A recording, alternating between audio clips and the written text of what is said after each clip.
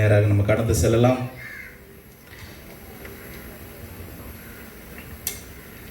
Okay, உங்களுடைய எல்லா வேதத்தை எடுத்துக்கொண்டு லேவியர் ஆகமத்துக்கு நேராக நம்ம திருப்பிக் கொள்ளலாம். லேவியர் ஆகமம் 23வது அதிகாரத்துக்கு நேராக நம்ம திருப்பிக் கொள்ளலாம்.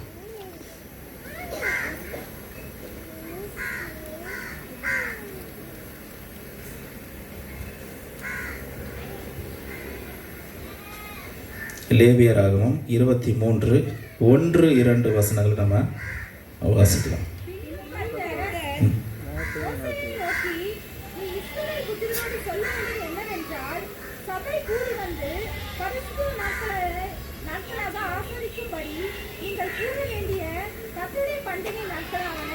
போதும், கண்களை மூடுவோம். பரலோக பிதாவே, உடைய வார்த்தையின் மூலமாக எங்கள் ஒவ்வொருவரோட கூட கர்த்தர் நீர் பேசுங்க, இடைப்படுங்க. இந்த வார்த்தைகள் எங்களுடைய இருதயத்தில் 100 மடங்கு பலன் தரும்படியாக நாங்கள் செபிக்கிறேன். அதிசயங்களை செய்யுங்க, இயேசுவின் நாமத்தினால பிதாவே, ஆமென். ஆண்டவருடைய வார்த்தை சொல்லுகிறது, பின்னும் கர்த்தர் மோசேயை நோக்கி இஸ்ரவேல் புத்திரரோடு சொல்ல வேண்டியது என்னவென்றால் சபை கூடி வந்து பரிசுத்த நாட்களாக ஆசரிக்கும்படி நீங்கள் கூற வேண்டிய கர்த்தருடைய பண்டிகை நாட்களாவன அப்படின்னு சொல்லிட்டு சொல்றாரு. 3வது வசனத்தில் 6 நாளும் வேலை செய்ய வேண்டும், 7ஆம் நாள் பரிசுத்த சபை கூடுதலான ஓய்வு நாள், அதில் ஒரு வேலையும் செய்ய வேண்டாம், அது உங்கள் வாசஸ்தலங்களில் எல்லாம் கர்த்தருக்கென்று ஓய்ந்திருக்கும் நாளாக இருப்பதாக என்று ஆண்டவர் சொன்னார். இப்போ ஓய்வு நாள்னா என்னன்னு சொல்லுங்க பார்ப்போம். கரெக்டா யாராவது சொல்லுங்க, ஓய்வு நாள்னா என்னது? யாரும் சொல்ல மாட்டீங்க. ஓய்வு நாள் சரி, பழைய ஏற்பாட்டின் அடிப்படையில் சொல்லணும். ஓய்வு நாள்னா பழைய ஏற்பாட்டின் அடிப்படையில் சனிக்கிழமை தான் ஓய்வு நாள். கவனிக்கிறீங்களா? சனிக்கிழமை தான் ஓய்வு நாள். இப்போ நம்ம சபைகளில் ஓய்வு நாள் சொல்லி என்ன பழகிட்டோம்? ஞாயிற்றுக்கிழமை தான் ஓய்வு நாள் அப்படின்னு நம்ம சொல்லி பழகிட்டோம். பழைய ஏற்பாட்டு காலத்தின் அடிப்படையில் சனிக்கிழமை தான் ஓய்வு நாள். அப்படி தான்.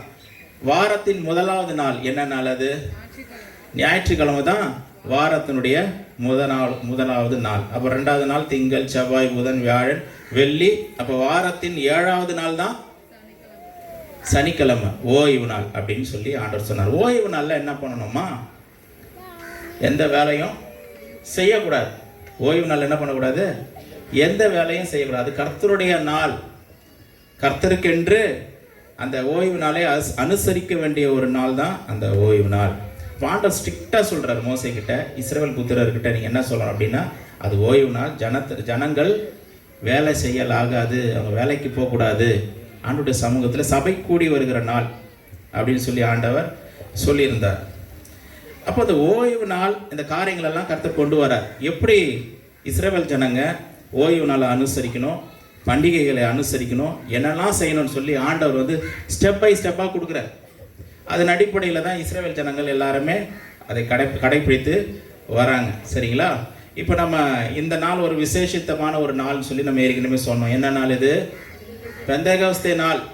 இந்த பெந்தேகோஸ்தே நாளுக்கும் இதுக்கும் என்ன சம்பந்தம் அப்படின்றத நம்ம யோசிக்கலாம். இதுக்கும் அதுக்கு நிறைய சம்பந்தம் இருக்குது. பழைய ஏற்பாடு பார்த்தீங்கன்னா, பழைய ஏற்பாடு ஒரு நிழல் மாதிரி இருக்குது. பழைய ஏற்பாட்டில் சொல்லப்பட்ட காரியங்கள் தான் புதிய ஏற்பாட்டு காலத்தில் இன்றைக்கும் செய்யப்பட்டு வருகிறது. அப்போ கொஞ்சம் அதை பார்த்தோம் அப்படின்னா இன்னைக்கு நடந்து கொண்டு இருக்கிற காரியங்கள் எல்லாவற்றையும் நம்ம ஈஸியாக புரிந்து கொள்ள முடியும். கவனிக்கிறீங்களா? அல்லேலூயா சொல்லுங்க பார்ப்போம். நல்லா கவனிச்சாதான் புரியும். ஏன்னா பழைய ஏற்பாடு ரொம்ப வார்த்தைகள்லாம் ரொம்ப கடினமாக இருக்கிற மாதிரி இருக்கும். கவனிச்சா புரியும், எதுக்காக சொல்லப்பட்டிருக்கிறத நம்ம புரிந்து கொள்ள முடியும். அப்போ அந்த பெந்தேகோஸ்தே நாள் அப்படின்னா என்னன்றதை நான் சொல்ல வரேன். இப்போ பொதுவாக பெந்தேகோஸ்தேன்றது ஒரு சரியான அது ஒரு தமிழ்லேருந்து வந்த வார்த்தை அல்ல. பென்டிகாஸ்ட் அப்படின்னா அது கிரேக்க மொழியிலேருந்து வரக்கூடிய ஒரு வார்த்தை. பென்டிகாஸ்ட் அப்படின்னா 50வது நாள். சொல்லுங்க, பென்டிகாஸ்ட் என்ன அர்த்தம்? 50வது நாள். இந்த 50வது நாளில் ஏதோ ஒன்று நடந்திருக்குது. 50வது நாள் ஏதோ ஒன்று நடந்திருக்குது. அந்த 50வது நாள் ஜனங்க என்ன செஞ்சாங்கன்றது தான் இன்னைக்கு நம்ம இந்த பழைய ஏற்பாட்டின் வாயிலாக நம்ம பார்க்கிறோம். ஹல்லேலூயா. சரி, முதல் நாள் என்ன நடக்குது அப்படின்னா, எங்கே ஆண்டவர் ஆரம்பிக்கிறார் அப்படின்னா, பஸ்கா பண்டிகை அப்படின்னு ஆரம்பிக்கிறார். பண்டிகை ஒவ்வொரு பண்டிகை வருது. பஸ்கா பண்டிகை சொல்லுங்க பார்ப்போம். பஸ்கா பண்டிகை, புளிப்பில்லாத அப்ப பண்டிகை, அறுப்பின் பண்டிகை, சேர்ப்பின் பண்டிகை. இந்த பண்டிகைகள்லாம் புரிஞ்சாதான் இந்த பெந்தேகோஸ்துனா என்னன்னு புரியும். பண்டிகைகள்லாம் புரிஞ்சாதான் பெந்தேகோஸ்துனா என்னன்னு புரியும். பஸ்கா பண்டிகைனா அது இங்கிலீஷில் எப்படி வருது அப்படின்னா பாஸ் ஓவர். என்னது பாஸ் ஓவர்னா கடந்து போகிறது. இங்கிலீஷில் கரெக்டாக புரியுதுங்களே. பாஸ் ஓவர் கடந்து போவது. என்ன நடந்தது அப்படின்னா இஸ்ரவேல் ஜனங்க எகிப்து தேசத்தில் அடிமைப்பட்டிருக்கிறாங்க. அவர் விடுதலையாக்கப்படணும். மோசே என்ற ஒரு தலைவனை கர்த்தர் எழுப்பி பார்வோனுக்கு முன்பதாக நிற்க பண்ணுகிறார். அப்போது என் ஜனங்களை வனாந்தரத்தில் ஆராதிக்கும்படிக்கு போக விடுன்னு சொல்கிறார் இவர். ஆனால் பார்வன் என்ன பண்ணல, செவி கொடுக்கல. அவன் இருதயத்தை கடினப்படுத்தி கொண்டே வரான்.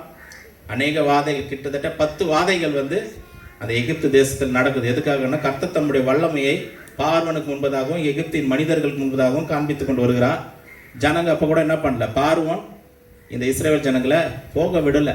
அப்போ 10வது ஒரு வாதை, அதாவது என்ன வாதை, தலைச்சன் பிள்ளைகளை சங்கரிக்கும்படியான ஒரு வாதையை கர்த்தர் அனுப்ப போவது முன்பதாக மோசையை பார்த்து சொல்கிறாரு, இஸ்ரவேல் ஜனங்களுக்கு நீ சொல்ல வேண்டிய ஒரு காரியம் இருக்குது.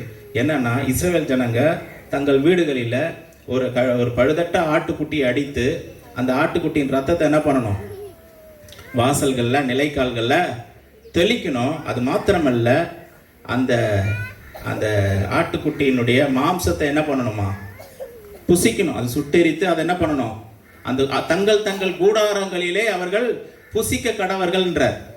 கவனிக்கிறீங்களா? நிறைய பேர் என்ன நினைக்கிறாங்கன்னா, ரத்தம் தெளிக்கப்பட்டுச்சுன்னா போதும் நினைக்கிறேன். ரத்தம் தெளிக்கப்பட வேண்டியது அவசியம்தான். அதே போல அந்த ஆட்டுக்குட்டியினுடைய மாம்சம், சுட்டரிக்கப்பட்ட அந்த ஆட்டுக்குட்டியினுடைய மாம்சம் புசிக்கப்பட வேண்டும் என்றும் ஆண்டவர் சொல்லியிருந்தார். கவனிக்கிறீங்களா? அப்போ இன்னைக்கு இயேசு கிறிஸ்துவின் ரத்தம் நமக்காக சிந்தப்பட்டிருக்கிறது. அதன் மூலமாக நமக்கு பாதுகாப்பு உண்டாயிருக்கிறது. நம்ம என்ன நினைக்கிறோம், சில நேரங்களில் ஐயோ பேய் பிசாசெலாம் இருக்குது, இயேசுவின் ரத்தத்தினால நம்ம சுத்திகரிக்கப்படணும், தெளிக்கப்படணும், காப்பாற்றப்பட வேண்டும், தண்ணி எடுத்து நல்லா ஜெபம் பண்ணி வீட்டை சுற்றி நம்ம தெளிக்கிறோம், எல்லாம் பண்ணுறோம், நல்லது தான். அதனால் தேவ பாதுகாப்பு உண்டாயிருக்கிறது. ஆனால் அங்கே இன்னொரு காரியத்தையும் கரெக்டாக சொல்லியிருக்கிறாரு. என்ன சொல்லியிருக்கிறாரு, அந்த மாம்சத்தை புசிக்க வேண்டும். நிறைய பேர் ரத்தத்தை தெளிக்கிறாங்க, மாம்சத்தை புசிக்கிறது இல்லை. ஹல்லேலூயா. மாம்சத்தை புசிக்கிறதுன்னா என்னது? நம்ம இந்த நாட்களில், இந்த புதிய ஏற்பாட்டு காலத்தில், புதிய உடன்படிக்கையின் காலத்தில் நம்ம வாழ்ந்து கொண்டிருக்கிறோம். நம்ம என்ன பண்ணுறோம், கர்த்தருடைய அப்பத்தையும் ரத்தத்தையும் குறித்து நம்ம என்ன பண்ணுறோம், புசிக்கிறோம், பானம் பண்ணுகிறோம். இப்படியாக அவர் ரத்தத்துக்கு ரத்தமாக, சரீரத்திற்கு சரீரமாக நம்ம உடன்படிக்கை செய்திருக்கிறோம். ஹல்லேலூயா. இதெல்லாம் நம்ம ரொம்ப கவனிக்கணும். அதுக்கு எனக்கு சம்மந்தம் இல்லைங்க, இதை கொடுத்தாங்க, ஏதோ கம்மி, நான் ஞானசனம் எடுத்துட்டேன், ரட்சிக்கப்பட்டேன், சர்ச்சைக்கு வந்துட்டேன் அப்படின்னு நம்ம நினைக்கிறோம். ஆனால் உண்மையான அர்த்தம் என்ன? இயேசுவின் ரத்தம் நம்மை பாதுகாக்கிறது. இந்த உலகத்துக்கு நேராக ஒரு பெரிய அழிவு வந்து கொண்டிருக்கிறது, ஆபத்து வந்து கொண்டிருக்கிறது. ஆனாலும் கர்த்தர் நம்மை பாதுகாக்கும்படிக்கு தம்முடைய ரத்தத்தை அவர் ஏற்கனவே சிந்தி இருக்கிறார். ஹல்லேலூயா. இந்த ரத்தத்தின் மேல நம்பிக்கை உள்ளவர்கள், இதை விசுவாசிக்கிறவர்கள் பாதுகாக்கப்படுவார்கள். அது மாத்திரமல்ல, இந்த சரீரத்தில் நம்ம பங்குள்ளவர்களாக இருக்கணும். அவருடைய ரத்தத்தில் நம்ம பங்குள்ளவர்களாக இருக்கணும். அதுதான் ரொம்ப ரொம்ப முக்கியம். ஹல்லேலூயா. ஆண்டவர் சொல்றாரு, இந்த அப்பத்தை புசித்து இந்த பானத்தில் பானம் பண்ணுகிறவனுக்கு நித்திய ஜீவன் உண்டு. நம்ம எத்தனை பேர் அது விசுவாசத்தோடு கூட செய்கிறோம்? ஹல்லேலூயா. அந்த கம்யூனியனில் யார் நம்ம பங்கெடுக்கிறோம்? நம்ம ஆண்டவரை விசுவாசித்து ஞானஸ்தானம் எடுத்து ரட்சிக்கப்பட்டு சபையில் சேர்க்கப்பட்டு தேவ பிள்ளைகளோடு கூட ஐக்கியமாக்கப்பட்டு அவரோடு கூட இணைக்கப்பட்டவர்களாக இந்த பந்தியில் கையெடுக்கிறவர்களுக்கு ஆண்டவர் என்ன வாக்குத்தத்தம் கொடுத்துருக்கிறாருன்னா, நித்திய ஜீவனை வாக்குத்தத்தமாக அவர் கொடுத்திருக்கிறார். கண்டிப்பாக அதை நம்ம என்ன பண்ணணும், செய்தாக வேண்டும். ஹல்லேலூயா. அதுதான் பாதுகாப்பு, அதுதான் விடுதலை. அப்போ இஸ்ரவேல் ஜனங்களுக்கு மோசையின் வழியாக ஆண்டவர் சொன்ன காரியம் என்னன்னா, இந்த ரத்தத்தால் என்ன பண்ணணும், இந்த அவர்களுடைய வீட்டின் நிலக்கால்களை தெளிக்கப்பட வேண்டும். அவர்கள் அந்த ஆட்டுக்குட்டியினுடைய மாம்சத்தை சுட்டரித்து அவர்கள் பானம் புசிக்க வேண்டும் என்று அவர் கட்டளையிட்டிருந்தார். அப்போ அதே போல் இவங்கெல்லாம் அந்த ரத்தத்தை தெளிக்கிறாங்க. ஒரு சங்கார தூதன் வரும் பொழுது யாருடைய வீட்டிலெல்லாம் அந்த ரத்தம் தெளிக்கப்பட்டிருந்ததோ அவர்களெல்லாம் பாதுகாக்கப்பட்டார்கள். ஹல்லேலூயா. இந்த நாட்களிலும் அது உண்டு, இந்த நாட்களிலும் அது உண்டு. இன்னைக்கு யாரெல்லாம் இயேசு கிறிஸ்துவின் ரத்தத்தினால பாதுகாக்கப்பட்டிருக்கிறார்களோ, அவர் ரத்தத்தில் மறைக்கப்பட்டிருக்கிறார்களோ அவர்களுக்கு தான் விடுதலை, அவர்களுக்கு தான் பாதுகாப்பு. இதை நல்லா புரிந்து கொள்ளணும். இல்லைங்க நான் சர்ச்சுக்கெலாம் போயிட்டேனுங்க, ஞானசானலாம் எடுத்துட்டேங்க, கரெக்டாக சர்ச்சுக்கு போகிறேன், எனக்கு ஏங்க இந்த பிரச்சனை வந்துச்சு, சர்ச்சுக்கு போய் எனக்கு இது நடந்துச்சிங்கன்னு சொல்கிறாங்க. அதெல்லாம் என்னென்னா அதெல்லாம் ஒரு அறியாமை, அதெல்லாம் ஒரு அறியாமை. நம்ம ஆண்டவரோடு கூட இணைக்கப்பட்டிருக்க வேண்டும். அவர் ரத்தத்தில் பாதுகாக்கப்பட்டிருக்க, இயேசுவின் ரத்தம் எனக்கு என் மேலே பூசப்பட்டிருக்கிறதா அல்லது இயேசுவின் ரத்தத்தில் நான் மறைக்கப்பட்டிருக்கிறேனா என்பது ரொம்ப முக்கியம். ஹல்லேலூயா. இன்னும் நம்ம பெண்டிகாஸ்ட் டேக்கே போகல, எங்கே தான் இருக்கிறோம் கவனிக்கணும். எத்தனாவது நாளில் இருக்கிறோம்? நம்ம முதல் நாளில் தான் இருக்கிறோம். 50க்கு இன்னும் போகல. 50க்கு போகிறதுக்கு தான் நான் பேசிகிட்டு இருக்கேன். யார் அந்த 50வது நாளுக்குள்ளே போவாங்களா? இந்த 1வது நாள் முதலாவது நாளில் யாரெல்லாம் அந்த பண்டிகையை ஆசரித்தார்களோ அவர்கள் தான் அந்த 50வது நாளுக்குள்ளே போக முடியும். ஹல்லேலூயா. ரட்சிப்பு இல்லாமல் விதைப்பும் அறுப்பும் இல்லை. புரியுதுங்களா? இஸ்ரவேல் ஜனங்க எகிப்து தேசத்திலே அவங்க அழிந்து போயிருந்தாங்கன்னா அவங்க எதனா விதைச்சிருக்க முடியுமா? அதை அறுத்திருக்க முடியுமா? சாப்பிட்ருக்க முடியுமா? எதனா பண்ணியிருக்க முடியுமா? எதுவுமே பண்ணியிருக்க முடியாது. அப்போது அறுப்பு, விதைப்பு, அறுப்பு, அதை சேகரிக்கிறது, இதெல்லாம் எதை குறிக்கிறதுனா ஒரு மனிதனுடைய வாழ்க்கையில் காணப்படுகிற ஆசீர்வாதங்களை குறிக்கிறது. அல்லேலூயா. ஆசீர்வாதம் தானே. நம்ம விதைக்கிறோம், அறுக்கிறோம், அறுவடை பண்ணுறோம், அதை புசித்து சாப்பிட்றோம். இதெல்லாம் எதை குறிக்கிறது சொல்லுங்க? ஆசீர்வாதத்தை குறிக்குது. அப்போ இந்த பெந்தகோஸ்தே நாள்ன்றது எதை குறிக்குது?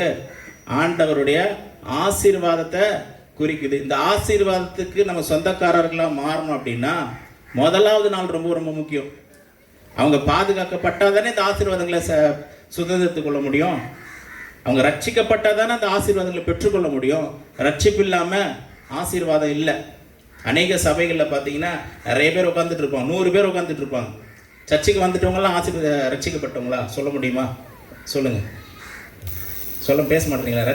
சபைக்கு வந்தவங்களாம் ரட்சிக்கப்பட்டவங்களா சொல்லுங்கள். இல்லை, நாம் ரட்சிக்கப்பட வேண்டியது அவசியமாக இருக்கிறது.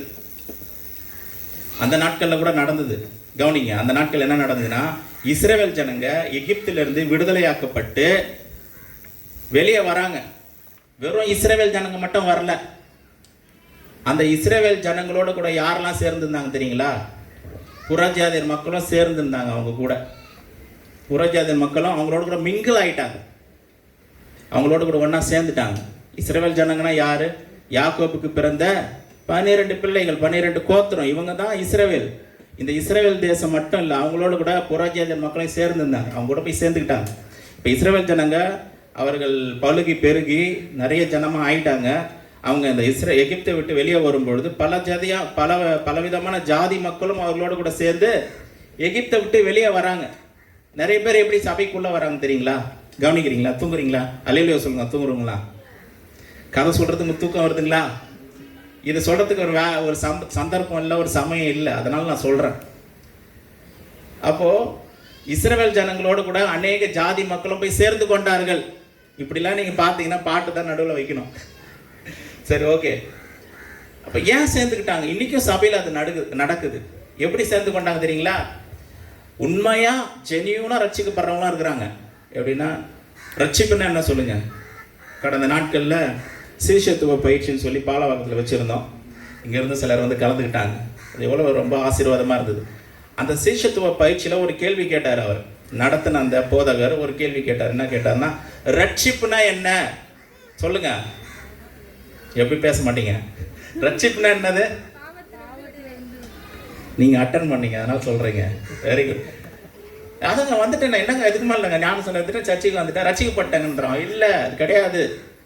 ரட்சிப்புனா என்னன்னா, நான் செய்த பாவத்திற்காக நான் மனம் வருந்தி இருதயத்தில் உடைக்கப்பட்டவனாக, ஆண்டவரே நான் ஒரு பாவி, ஆண்டவரே நான் இவ்வளோ தப்பு பண்ணியிருக்கிறேன், இவ்வளோ பாவங்களை செஞ்சிருக்கிறேன், ஆண்டவரே இந்த பாவத்துக்கு அடிமைப்பட்டிருக்கிறேன், நான் செஞ்சதெல்லாம் தப்பு, ஆண்டவரே என்னை மன்னிங்க, எனக்கு பாவ மன்னிப்பு கொடுங்க ஆண்டவரே, ஒரு பரிசுத்தமான வாழ்க்கை நான் உமக்காக வாழணும், உண்மை நான் உயிருள்ள வரைக்கும் உண்மை நான் பின்பற்றணும், நான் எவ்வளோ ஒரு பாவியாக இருக்கிறேன், உமக்கு முன்பதாக நிற்கக்கூடிய தகுதி எனக்கு இல்லை, அந்த அருகதை எனக்கு இல்லை, நான் ஒரு பாவி ஆண்டவரே, பாவியாக என் மேலே கிருபையாக இருங்க, உங்கள் ரத்தத்தினால கழுவி என்ன சுத்திகரிங்க அப்படின்னு சொல்லி கதறி கதறி அழுவாங்க பாருங்க. அவங்களுக்குள்ள ரட்சிப்பு நடந்திருக்கு. எத்தனை பேர் அந்த மாதிரி கதறி அழுதுருக்கீங்க? ஆண்டவரே பாவி, ஆண்டவரே என் மேலே இரக்கமா, நான் தப்பு பண்ணிட்டேன் ஆண்டவரே, இந்த பாவத்திலிருந்து எனக்கு விடுதலை கொடுங்கன்னு சொல்லி தேம்பி தேம்பி அழுதவங்கலாம் கை தூக்குங்க பார்ப்போம். 2 பேர் தான் ரட்சிக்கப்பட்டுக்கிறீங்க. இல்லை, அந்த மாதிரிலாம் எங்கங்க, நான் ஜெபம் பண்ணதே கிடையாதுங்க அப்படின்னா ரொம்ப யோசிக்கணும், ரொம்ப யோசிக்கணும். நான் ரட்சிக்கப்பட்டிருக்கிறேன்னா ரட்சிக்கப்பட்டவர்களுக்காக தான் கர்த்தர் வராரு. சபை என்பது ரட்சிக்கப்பட்டவர்கள் கூடுகிற ஒரு இடம், ஒரு கட்டடம் அல்ல. இந்த இடத்துல ஒரு கட்டடம் இல்லாமல் இருக்கலாம், அது சபை கிடையாது, அது சர்ச்சை கிடையாது. சர்ச்சின்னா என்னது? ரட்சிக்கப்பட்ட தேவ பிள்ளைகள் ஒன்றாக கூடி இணைந்து தேவனை மகிமைப்படுத்துகிறது தான் அது சபை, அதுதான் சபை. அப்போ யார் சபை? உண்மையாக அந்த மனம் திரும்பி பாவத்துக்காக மனம் வருந்தி, ஆண்டவரே இந்த பாவத்தை நான் திரும்ப செய்ய விரும்பவில்லை, நான் ஒரு பரிசுத்தமான வாழ்க்கை வாழணும், பாவத்துக்கு செத்து பாவத்துக்கு மரித்து நான் நீதிக்கென்று நான் பிழைக்கணும், இனிமே நான் வாழ்கிற வாழ்க்கை உமக்கு பிரியமான வாழ்க்கை வாழணும், உம்முடைய நாமத்தை மகிமைப்படுத்துகிற வாழ்க்கை நான் வாழணும். எனக்கு இந்த பாவம் செஞ்ச வாழ்க்கைலாம் போதும் ஆண்டவரே, நான் மறைமுகமாக செய்த பாவங்கள்லாம் போதும், என் வீட்டுக்கு செய்த துரோகங்கள்லாம் போதும், எவ்வளோ தப்பு பண்ணியிருக்கேன் ஆண்டவரே. ஒரு வார்த்தை அப்படி சொல்லுது, கர்த்தருடைய வார்த்தை. என்ன வார்த்தை அப்படின்னா, ஒருவன் தன் சரீரத்தை கெடுத்தால், தேவனுடைய ஆலயத்தை கெடுத்தால் தேவன் அவனை கெடுத்து போடுவாராம். அப்படின்னா என்ன அர்த்தம் அப்படின்னா, நம்முடைய சரீரம் தேவன் தங்குகிற ஆலயமாய் இருக்கிறது என்று வேத வசனம் சொல்லுது. நம்முடைய சரீரம் என்னவா இருக்குதான்? தேவன் தங்குகிற ஆலயம். இப்போ ஆலயம் என்பது ஒரு கட்டடத்தில் ஆண்டவர் இல்லை. எருசலேம் தேவாலயத்தை சாலமோன் கட்டினாரு, அங்கே இல்லை. பெரிய பெரிய ஆலயங்கள் கோவில்கள் இருக்கலாம், அங்கே கர்த்தர் இல்லையா? எங்கே இருக்கிறார் கர்த்தர்? நம்முடைய சரீரமாகி இந்த சரீரம் தான் தேவன் தங்குகிற ஆலயம். ஆண்டவர் சொல்றாரு, இந்த சரீரத்தை நீ கெடுத்தால் நான் உன்னை கெடுத்து போடுவேன்னு சொல்றாரு. வேலையில் இந்த சரீரத்தை என்ன பண்ணக்கூடாதான்? கெடுக்கக்கூடாது. அப்போ இன்னைக்கும் கர்த்தர் என்ன பண்றார்? கிரியை செய்து கொண்டிருக்கிறார். இன்னைக்கும் அனைவரோட வாழ்க்கையில நியாய தீர்ப்புகள் உண்டாகுது. காரணம் என்ன தெரியுங்களா? இந்த சரீரத்தை குறித்து அவங்களுக்கு எந்த விதமான அக்கறையும் இல்லை, பயமும் இல்லை. ஆனால் ஆண்டவர் சொல்றாரு, இந்த சரீரம் காக்கப்பட வேண்டும், பாதுகாக்கப்பட வேண்டும். இந்த சரீரத்துக்கு ஒரு விடுதலை வேணும், எல்லா விதமான அடிமைத்தனத்திலிருந்தும் விடுதலை வேணும், பாவ வாழ்க்கையிலிருந்து விடுதலை வேண்டும். இப்போ ஆண்டவர்கிட்ட கேட்கணும், ஆண்டவரே இந்த பாவத்திலிருந்து எனக்கு விடுதலை தாங்க, உங்களுடைய ரத்தம் தான் என்ன பண்ண முடியும், அந்த பாவத்திலிருந்து விடுதலை கொடுக்க முடியும், என் பாவத்தை கழுவி சுத்திகரிக்க முடியும். என்ன நடக்குது? ரட்சிப்பு வரும் பொழுது ஒரு மனிதன வாழ்க்கையில் என்ன நடக்குதுங்களா? அவனுடைய பாவங்கள் மன்னிக்கப்படும் பொழுது அவனுடைய உள்ளத்துல ஒரு பெரிய சந்தோஷம் வருது. அதுக்கு பேர் ரட்சண்யத்தின் சந்தோஷம். என்ன சந்தோஷம்? ரட்சிப்பின் சந்தோஷம். அப்படின்னா என்னன்னா, அவனுடைய பாவ வாழ்க்கையெல்லாம் மாறி அவனுடைய பாவங்கள் எல்லாம் கழுவப்பட்டு மன்னிக்கப்பட்டு நிவர்த்தி செய்யப்பட்டு தேவனுடைய சந்தோஷம் சமாதானம் அவனுக்குள்ள வருது. அப்ப என்ன நடக்கிற? பெரிய சந்தோஷம். என் பாவத்தெல்லாம் இயேசுப்பா மன்னிச்சிட்டாரு, இன்னைக்கு நான் சந்தோஷமா இருக்கிறேங்க, எனக்கு இயேசு போதுங்க, இந்த இயேசுக்காக நான் வாழ்வேன் அப்படின்னு யாரெல்லாம் சொல்றாங்களோ அவங்க தான் ரட்சிக்கப்பட்டிருக்கிறாங்க. இந்த ரட்சிப்புக்குள்ள நான் வரணும்னு ஆசைப்படுறவங்க யாருன்னா இருக்கீங்களா? சொல்லுங்க. ஆண்டவரே இந்த ரட்சிப்புக்குள்ள நான் வரணும்னு சொல்லி விரும்புகிறவங்க கை தூக்கலாங்களா? ஆண்டவரே நானும் இந்த ரட்சிப்புக்குள்ள வரணும் இயேசுப்பா. ஆனா இந்த ரட்சிப்புக்குள்ள வந்துட்டீங்க அப்படின்னா இதை போல ஒரு விடுதலை, இதை போல ஒரு சமாதானம் வேற எங்கேயுமே இருக்க முடியாது. காசு கொடுத்தாலும் வாங்க முடியாது, எவ்வளவு கோடி செலவு பண்ணாலும் இந்த சந்தோஷத்தை வாங்க முடியாது. மனிதன் சம்பாதிக்கிறது எதுக்காக சம்பாதிக்கிறான்? ஏதோ ஒரு சந்தோஷத்தை அடையணும்னு சொல்லி தான் என்ன பண்றான்? சம்பாதிக்கிறான். சாப்பிடணும், சாப்பிட்டா அதுல ஒரு சந்தோஷம், அதுக்காக சம்பாதிக்கிறான். வீட்டை கட்டினா அதுல ஒரு சந்தோஷம், அதுக்காக சம்பாதிக்கிறான். இதை எல்லா சந்தோஷத்தை காட்டிலும் அந்த ரட்சிப்பு நமக்குள்ள வரும் பொழுது மிகப்பெரிய ஒரு சந்தோஷம் உண்டாகுது, மிகப்பெரிய ஒரு சந்தோஷம். ஹல்லேலூயா. ரட்சிப்பு உண்டாகும் போது என்ன நடக்குது தெரியுமா? கர்த்தர் நமக்குள்ள வாசம் பண்ணுகிறார், அவரே நம்மை நடத்துகிறார். அப்படியே நம்ம மேல அவர் எப்படி இருக்கும்? அக்கறையா இருக்கிறாரு, நம்மளை விட்டு கொடுக்க மாட்டாரு. யாருக்காகனா, கர்த்தர் உங்களுக்குள்ள வந்துட்டாருன்னா உங்களுக்காக யுத்தம் பண்ணுவார். என் மகன், என் பிள்ளை. நம்ம எப்போ நம்ம ஆண்டவரோட பிள்ளைய மாறுறோம்? அவரை விசுவாசித்து அவரை நம்ம ஏற்றுக்கொண்டு ரட்சிக்கப்பட்டு மனம் திரும்பி, ஆண்டவரே உமக்காக நான் வாழ போறேன், இந்த பாவத்துக்கு செத்து நான் நீதிக்காக பிழைக்க போறேன்னு சொல்லி மனம் திரும்பி அதுக்காக அழுது புலம்பு கண்ணீரோட கூட கர்த்தர் பக்கமா சேர்றாங்க. பார்த்தீங்களா? அவங்க தாங்க ரட்சிக்கப்பட்டவங்க. அவங்களுக்குள்ள கர்த்தர் இருக்கிறாரு, அவங்கள கர்த்தர் நடத்துவார், அவங்கள கர்த்தர் கைவிட மாட்டார், அவங்க கூடவே இருப்பார். அவங்களுக்கு எதனா ஒரு ஆபத்துனா கர்த்தரே யுத்தம் பண்ணுவார், அவர்களுக்கு எந்த ஒரு நீதியை கர்த்தரே நீதி செய்வார். நீங்க ஆண்டவருடைய பிள்ளையா மாறி பாருங்க, உங்களுக்காக அவரை நீதி செய்வார். உங்களுக்காக நியாய தீர்ப்பு அவர் கொடுப்பார், எல்லா காரியத்தையும் அவர் செய்கிறார். இதெல்லாம் எங்க நடக்குது தெரியுங்களா? டே 1லே நடக்குது. எங்க நடக்குது? டே 1. இந்த ரட்சிப்புக்குள்ள வந்துட்டாதான் மற்ற காரியங்கள்லாம். 1வது படித்தவன் தான் எடுத்து ஸ்டாண்டர்ட் போக முடியும், 2வது போக முடியும். இல்லைங்க நான் 1வதுலாம் படிக்கல, ஸ்ட்ரைட்டாக 10வதுக்கு போயிடுன்னு சொல்ல முடியுங்களா? முதல்ல ஆண்டவரை இவங்க என்னமோ சொல்கிறாங்க, ரட்சிக்க போனோன்னா கதறி அழணுமா, மனம் திரும்பணுமா, இதெல்லாம் ஒன்றும் நடந்த மாதிரியே தெரியல அப்படின்னா என்ன பண்ணணும் அப்படின்னா அதுக்காக கவனமாக இருக்கணும். ஆண்டவரே என் வாழ்க்கையில் இந்த மாதிரிலாம் மனம் திரும்பி நான் அழுது நான் ஜெபம் பண்ணதில்லை, எனக்கு உண்மையான அந்த ரட்சிப்பு எனக்கு வேண்டும் ஆண்டவரே அப்படின்னு சொல்லி அதுக்காக நீங்கள் ஜெபம் பண்ணிங்கன்னா அந்த ரட்சிப்பின் அனுபவம், அந்த ரட்சிப்பின் சந்தோஷம் இங்கே இருக்கிற ஒவ்வொருத்தருக்கும் கர்த்தர் கொடுப்பார். ஹல்லேலூயா. அது வந்துருச்சுன்னா யாரை பற்றி நம்ம கவலைப்பட மாட்டோம். யார் அதிகமாக யோசிக்கிறோமோ அவங்களையே நம்ம நினச்சிக்கிட்டு இருப்போம். யார் அதிகமாக நேசிக்கிறோமோ நம்ம என்ன பண்ணுவோம், அவர்களே அதிகமாக யோசிப்போம். கர்த்தரே நம்முடைய சிந்தனையில் இருப்பார், அவரையே யோசிப்போம். அவருக்காக எப்படி வாழலாம், எப்படி ஜெபிக்கலாம், எப்படி பாடலாம், எப்படி வேத வாசிக்கலாம், இதையே எண்ணம் வந்துடும். வேற எதை குறித்து நம்ம கவலைப்படுவோம். பக்கத்தில் என்ன செஞ்சாங்க, என்ன பண்ணாங்க, அது கவலைப்பட மாட்டோம். யாரை குறித்து பொறாமப்பட மாட்டோம், யாரை பற்றி கவலைப்பட மாட்டோம். கர்த்தர் எனக்காக இருக்கிறார், அவர் என்னோட கூட இருக்கிறார், அவருக்காக வாழ்வென்ற அந்த சந்தோஷம் உள்ள வந்துடும். இதெல்லாம் எப்போ நடக்குதுன்னா அந்த பஸ்காவில் தான் அது நடந்தது. ஹல்லேலூயா. கர்த்தர் அவர்களை ரட்சித்து அவர்களை எகிப்து தேசத்திலிருந்து கர்த்தர் வெளியே கொண்டு வந்தார். ஹல்லேலூயா. இந்த பஸ்கானா என்னன்றது கொஞ்சம் பார்த்தா கொஞ்சம் நல்லா இருக்கும். வாசிக்கலாம். யாத்திரையாகும் புத்தகம் 12வது அதிகாரம்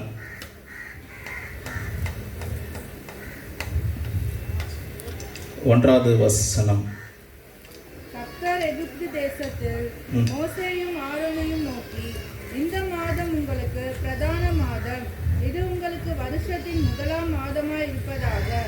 நீங்கள் இஸ்ரவேல் சபையார் யாவரையும் நோக்கி, இந்த மாதம் 10ஆம் தேதியில் வீட்டு தலைவர்கள் வீட்டுக்கு ஒரு ஆட்டுக்குட்டியாக ஒவ்வொருவரும். சரி, இதெல்லாம் அப்படியே படிச்சுட்டே போனால் நமக்கு டைம் இல்லை.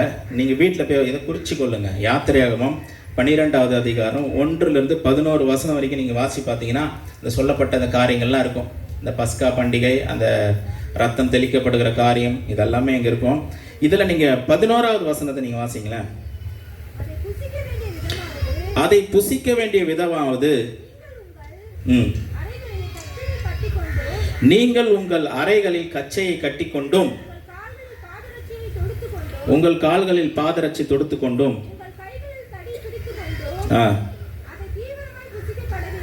அதை தீவிரமாய் புசிக்க கடவீர்கள். அதுதான் கர்த்தருடைய பஸ்கா. ஹல்லேலூயா.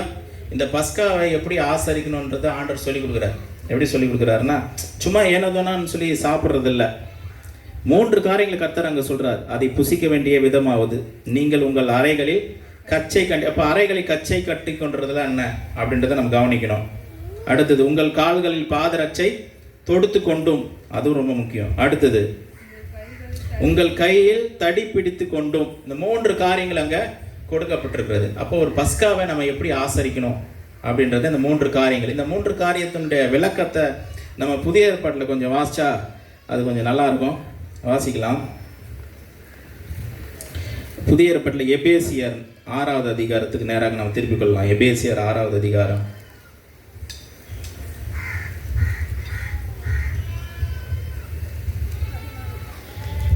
14 வசனம்.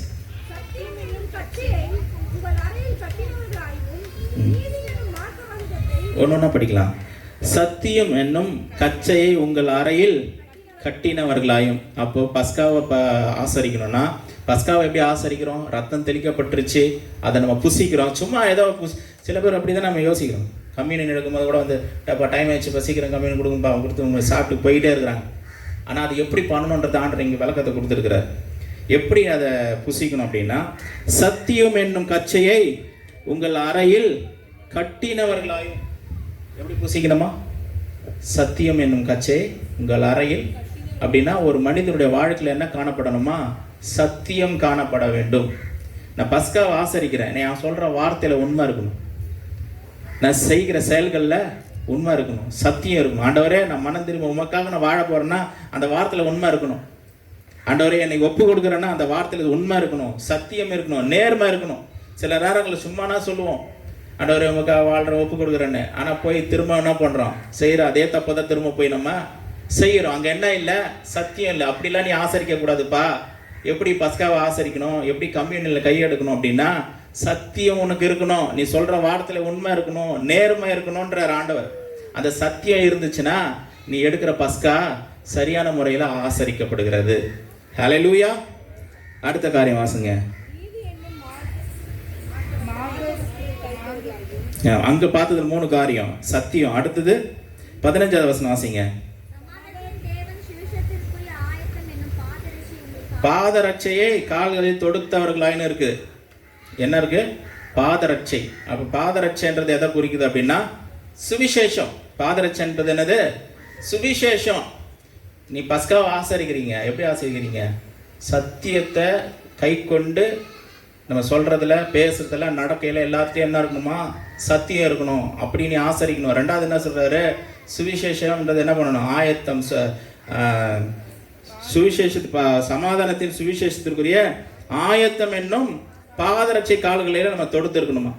அப்ப எத்தனை பேர் நம்ம உண்மையா ரட்சிக்கப்பட்டவங்க சும்மா இருக்க முடியாது? உண்மையா ரட்சிக்கப்பட்டவங்க சும்மா இருக்க முடியும். என்னங்க பண்றீங்கன்னா, இதை போய் வேலைக்கு போறாங்க, வராங்க, செய்யறங்க என்ன அப்படின்னா, அங்கே அந்த அந்த அந்த ரட்சிப்பில் நம்ம கொஞ்சம் சந்தேகம் இருக்குது. ஏன்னா ரட்சிக்கப்பட்டோம் சும்மா இருக்க மாட்டான். ஏசு நல்லவருங்க, நீங்கள் வாங்க ஜபத்துக்கு வந்து பாருங்கன்னு சொல்லுவாங்க. நான் உங்களுக்காக ஜபம், ஏங்க கவலையாக இருக்கிறேன், நான் உங்களுக்காக நான் ஜபம் பண்ணுறேன்னுவாங்க. எங்கள் சர்ச்சுக்கு வாங்க, எங்கள் ஜபத்துக்கு வாங்க, ஏசப்பா உங்களுக்கு கண்டிப்பாக விடுதலை கொடுப்பாரு, கவலைப்படாதீங்க, ஏசு பெரியவர் சொல்லுவாங்க. அப்படின்னா என்ன அர்த்தம்னா, அவன் ரட்சிக்கப்பட்டிருக்கிறான், அவன் தான் உண்மையாக பஸ்காவை ஆசரிக்கிறான்னு அர்த்தம். ஹல்லேலூயா. இதை கொஞ்சம் யோசிக்கணும். நம்ம சத்தியம் இருக்கணும், உண்மை இருக்கணும், நேர்மை இருக்கணும். ரெண்டாவது, என்னுடைய வாழ்நாளில் இயேசுவை குறித்து நான் என்ன பண்ணணும்? மற்றவர்களுக்கு சாட்சி சொல்லணும், மற்றவர்களுக்கு சுவிசேஷத்தை சொல்லணும், கண்டிப்பாக சொல்லணும். ஹல்லேலூயா. இது வரைக்கும் ஆண்டவரே, இது வரைக்கும் நான் சுவிசேஷம் யாருக்கும் சொல்லலை, நீ நல்லவர்ன்று நான் யாருக்கும் சொல்லலை, நீங்கள் அற்புதம் செய்வீங்கன்னு சொல்லி நான் யாருக்கும் சொல்லலை, ஆனால் இன்னிலேருந்து நான் சொல்ல போறேன்னு சொல்கிறவங்களா ஒரு அல்லேலூயா சொல்லலாமா? ஹல்லேலூயா சொல்லணும். சில நேரங்களில் நம்ம சுவிசேஷம் சொல்லும் போது, ஏசு நல்லவருங்க, உங்களுக்கு விடுதலை கொடுப்பாருங்க அப்படின்னு சொல்லும் போது என்ன சொல்லுவாங்க அவங்க? உங்களுக்கே முதல்ல விடுதலை இல்லைங்க. என்ன சொல்லுவாங்க? உங்களுக்கே விடுதலை இல்லை, முதல்ல நீங்கள் திருந்துங்க, அப்புறம் எனக்கு சொல்லுங்கன்னுவாங்க. அப்போ தான் நம்ம யோசிப்போம், இதெல்லாம் சொன்னால் கொஞ்சம் நல்லது தான், இதெல்லாம் சொன்னாதான் கொஞ்சம் யோசிப்பாங்க நம்ம ஆள் கூட, என்னப்பா இப்படிலாம் சொல்கிறாங்க, அப்போ முதல்ல நம்ம நல்லா இருக்கணும். நீ முதல்ல உன்னை விட நான் கொஞ்சம் பெட்டராக தான் இருக்கிறேன், இந்த சர்ச்சுக்கெலாம் நான் போகல, ஏசுலாம் நான் கும்பிடல, ஆனால் உன்னை விட கொஞ்சம் நல்லா தான் இருக்கிறேன், முதல்ல உன் வாழ்க்கையை பாருன்னு சொன்னாங்கன்னா எப்படி இருக்கும் நமக்கு? அப்போ பஸ்காவை நம்ம ஒழுங்காக அனுசரிக்கலை. அப்போ நம்முடைய வாழ்க்கையில் முதல்ல என்ன தேவை? விடுதலை தேவை, வெற்றி தேவை, ஜெயம் தேவை, ஆசீர்வாதம் தேவை. அதே போல் நாம் பெற்றுக்கொண்ட அந்த விடுதலையை, நாம் பெற்றுக்கொண்ட அந்த தேவ சமாதானத்தை, தேவனுடைய சந்தோஷத்தை மற்றவர்களுக்கும் நாம் அறிவிக்கக்கூடியவர்களாக இருக்க வேண்டும். அதுதான் உண்மையான பஸ்கா. இதெல்லாம் நம்ம கேட்கிறவர்களாய் மாத்திரமல்ல, இதன்படி நம்ம வாழ்க்கையில் நம்ம செஞ்சோம் அப்படின்னா இந்த சபையை கடன்னு தேவனுடைய நாம மகிமைக்கு என்று வளர்ச்சி பெறும், ஆசீர்வாதத்தை பெறும். எத்தனை பேருக்கு ஆசை யெகோவா ஈரே ஜப வீடு சபை பெருகணும், ஆசீர்வதிக்கப்படணும், செழிக்கணும்? எத்தனை பேர் விசுவாசிக்கிறீங்க, ஜபிக்கிறீங்க? அல்லேலூயா சொல்லுவோமா? கர்த்தர் உங்களை கொண்டு தான் செய்வார். அல்லேலூயா. உங்களை கொண்டு செய்வார், உங்ககிட்ட தான் இருக்கு. நம்ம ஆண்டுடைய வார்த்தையின்படி நம்ம நடக்கிறோம் அப்படின்னா, கர்த்தருடைய பஸ்காவை நம்ம கரெக்டாக கடைபிடிச்சோம் அப்படின்னா, அநேக ஜனங்கள் ரட்சிக்கப்பட்டவர்களோடு கூட தான் மற்றவர்கள் சேர்க்கப்படுவாங்க, புதிதாக ரட்சிக்கப்பட்டவர்கள் சேர்க்கப்படுவார்கள். இப்போ நம்ம அந்த ரட்சிப்பின் அந்த சந்தோஷம் நம்முடைய வாழ்க்கையில் காணப்பட வேண்டும். அது மட்டும் இல்லை, இதோட சொல்லி நான் வேகமாக முடிக்கிறேன், நமக்கு டைம் இல்லை. இந்த பஸ்கா பண்டிகை இது முடிஞ்ச அடுத்தது என்ன பண்ணணும் அப்படின்னா, புளிப்பில்லாத பண்டிகை வந்தது. என்ன பண்டிகை வருது? புளிப்பில்லாத பண்டிகை. அந்த மாவை என்ன பண்ணணும்? புளிக்கக்கூடாது, புளிக்காமல் அதை பிசைஞ்சு கடகடன்னு என்ன பண்ணிடணும்? சாப்பிட்றணும். இப்படி ஒரு பண்டிகை இருக்குது, புளிப்பில்லாத அப்ப பண்டிகை. இதை கண்டிப்பாக தேவ பிள்ளைகள் கடைபிடித்தாக வேண்டும். அல்லேலூயா. கொஞ்சம் கவனிங்க, இதெல்லாம் இருக்குது, இதெல்லாம் பைபிளில் இருக்குது. எதுக்காக இந்த போதனைகளை நம்ம கேட்குறோம் அப்படின்னா, இதை நம்முடைய வாழ்க்கையில் அப்ளை பண்ணுறதுக்கு தான், இதை நம்முடைய வாழ்க்கையில் கொண்டு வர்றதுக்கு தான் இந்த போதனைகளை நம்ம எல்லாம் கேட்குறோம். இதை நம்ம அபியாசப்படுத்தும் போது, இதை நம்முடைய வாழ்க்கையில் பிரயாசப்படுத்தும் பொழுது, கை கொள்ளும் போது, கடைபிடிக்கும் பொழுது நம்முடைய வாழ்க்கையில் மாற்றங்கள் உண்டாகும். அல்லேலூயா. நம்ம வாழ்க்கையில எல்லாம் ஒரு பெரிய மாற்றம் உண்டாகும். அதுக்காக தான் இங்கே கூடி வந்திருக்கும். ஒரு அதிசயம் நடக்கணும், அதுக்காக தான் கூடி வந்திருக்கும். ஒரு மிராக்கிள் நடக்கணும், அதுக்காக தான் கூடி வந்திருக்கும். சும்மா தானா எதுவும் நடக்காது. அற்புதங்கள் சும்மா தானா நடக்காது. அவருடைய வார்த்தையின்படி நம்ம நடக்கும் பொழுது தேவனுடைய வல்லமையை காண்போம், அவருடைய மகிமையை காண்போம், அவருடைய அதிசயங்களை காண்போம். புளிப்பில்லாத அப்ப பண்டிகை நம்ம என்ன பண்ணணுமா? கடைபிடிக்கணும். பைபிளில் போட்டிருக்கு பாருங்க. 1 கொரிந்தியர் 5வது அதிகாரத்தை எடுத்துங்க. 1 கொரிந்தியர் 5வது அதிகாரம் 6லேருந்து 8 வரைக்கும் வாசிக்கலாம். நீங்கள் மேன்மை பாராட்டுகிறது நல்லதல்ல, கொஞ்சம் புளித்தமா பிசைந்த மா முழுவதையும் புளிப்பாக்கும் என்று அறியீர்களா? ஆகைய கொஞ்சம் புளித்த மாவு என்ன பண்ணும்? பிசைந்த மாவு ஃபுல்லா புளிப்பாக்கிடும். ஆகையால் நீங்கள் புளிப்பில்லாதவர்களாக இருக்கிறபடியே புதிதாய் பிசைந்த மாவா இருக்கும்படிக்கு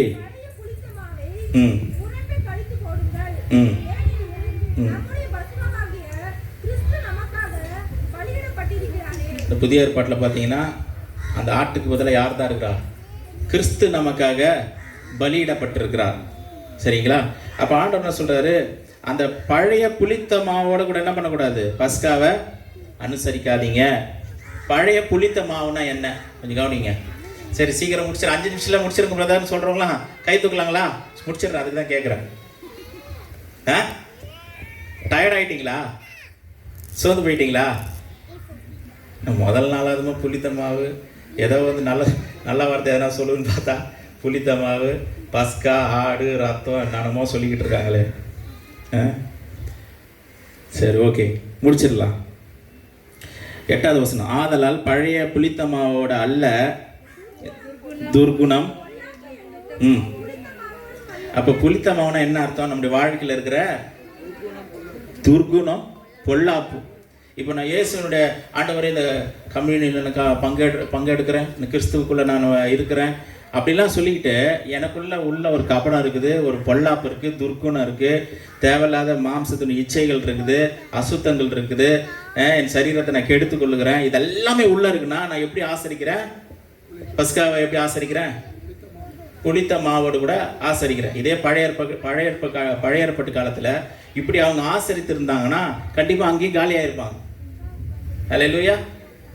ஆண்டவர் சொல்கிறது என்னன்னா, இன்னைக்கு இந்த பஸ்காவை நீங்கள் ஆசரிக்கிறீங்க, எப்படி ஆசரிக்கணும்? துர்குணம், பொல்லாப்பு, அசுத்தம், கபடு, மாம்சத்தினுடைய இச்சைகள், பெருமை, கோபம், எரிச்சல், இதோட கூட ஆசரிக்காதீங்க. இதோட கூட நீங்கள் அப்படி ஆசரிச்சிங்கன்னா நீங்கள் அந்த ஆசரிக்கிற அந்த பஸ்காவுக்கு அர்த்தம் கிடையாது. அதில் ஒன்றும் பிளஸ்ஸிங் இல்லை, அதில் மேன்மை இல்லை. கர்த்தர் அங்கே கிரியை செய்ய முடியாது. நம்முடைய வாழ்க்கையில் ஏன் கர்த்தர் கிரியை செய்ய மாட்டுறாரு அப்படின்னா, நம்ம ஆண்டவர் சொல்கிற மாதிரி பண்டிகைகளே என்ன பண்ணுறதில்ல, ஆசரிக்கிறது இல்லை. அதான் பிரச்சனையே. ஆண்டவர் சொல்கிற வழியில் போயிட்டுன்னு வச்சிங்களேன், கர்த்தர் நம்ம கூட பிரத்யட்சமாக நிற்கிறத நம்ம காண முடியும். நம்ம எங்கெல்லாம் போகிறோம் நம்ம கூட இருக்கிறத நம்ம பார்க்க முடியும். அவருடைய வல்லமையை நம்ம பார்க்கணும். அப்படி அவருடைய மகிமையை நம்ம மேலே இருக்கிறத நம்ம பார்க்க முடியும். அதற்கு ஒரே வழி அவர் சொல்லுகிற அந்த வழியில் செல்வது தான். தொடர்ந்து வாசிங்க. மறுபடியும் அந்த வருது பாருங்க. துப்புரவு அப்படின்னா பரிசுத்தமா இருக்கிறது. உண்மை என்னும் புளிப்பில்லாத. அப்ப புளிப்பில்லாத அப்ப பண்டிகைன்னா என்ன அர்த்தம்? இன்னைக்கு நம்ம எப்படிப்பட்ட பண்டிகை ஆசரிக்கணும்? உண்மை, துப்புரவு, பரிசுத்தம், நேர்மை, இப்படிப்பட்ட புளிப்பில்லாத அப்ப பண்டிகை நம்ம என்ன பண்ணணும்? ஆசரிக்க வேண்டும். சரி, இதை வந்து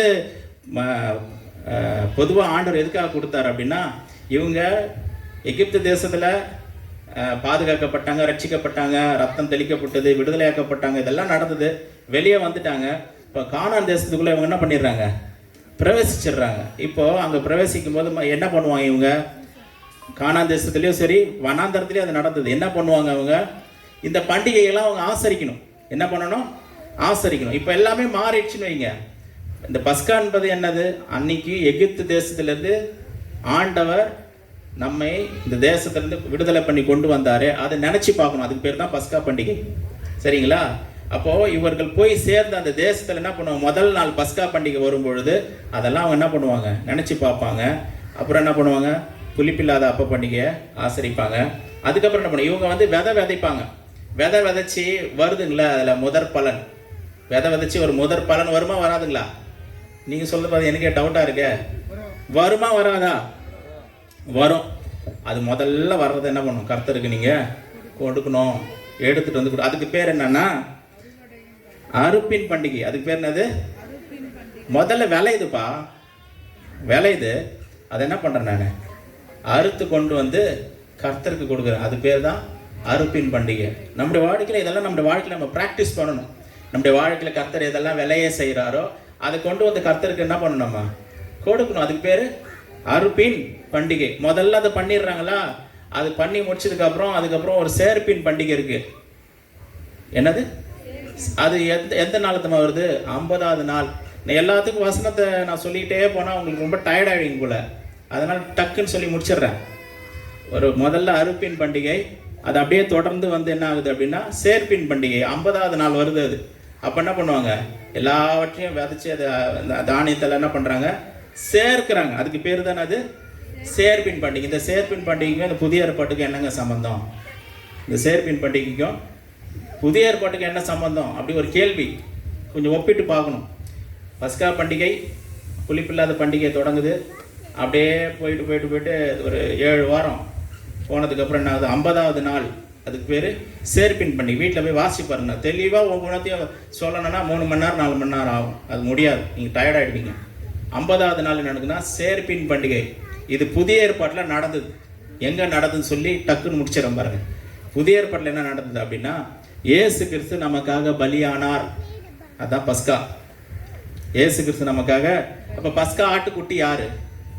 இயேசு கிறிஸ்து தான். இயேசு கிறிஸ்து நமக்காக பலியாயிட்டாரு. இப்போ இந்த பண்டிகையை நம்ம ஆசரிக்கணும். இஸ்ரவேல் ஜனங்க கண்டிப்பாக பண்டிகை ஆசரிக்கணும், அவங்களுக்கு கட்டளை இருந்தது. இன்னைக்கு நமக்கும் இருக்குது கட்டளை. என்ன கட்டளை? அந்த பஸ்கா பண்டிகை நீ என்ன பண்ணணும், ஆவிக்குரிய இஸ்ரவேலர்கள் ஆகிய நீங்களும் நானும் அந்த ஆவிக்குரிய பண்டிகை கொண்டாடணும். எப்படி கொண்டாடணும்? பஸ்கானா என்னது? அந்த ஆட்டை வந்து பலி செலுத்தி அதை புசிக்கிறோம். அதை தொடர்ந்து என்ன பண்ணுறோம், புளிப்பில்லாத அப்ப பண்டிகை. இதெல்லாம் கண்டினியூவாக ஒன்று ஒன்றா வருது. அந்த புளிப்பில்லாத அப்ப பண்டிகை எப்படி கொண்டாடும் அப்படின்னா, துப்பரவு உண்மை என்கிற அந்த புளிப்பில்லாத அப்பத்தை நம்ம என்ன பண்ணணுமா, சாப்பிடணும். அதுதான் உண்மையான பண்டிகை.